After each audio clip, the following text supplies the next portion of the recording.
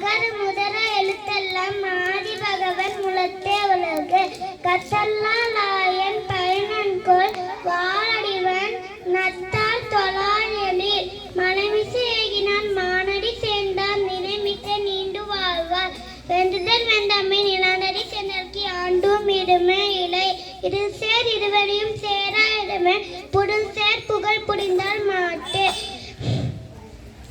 பொறிவாயி என்று விட்டான் பொய்த்தின் ஒழுக்க நெறி நின்றாய் நீண்டு வாழ்வார்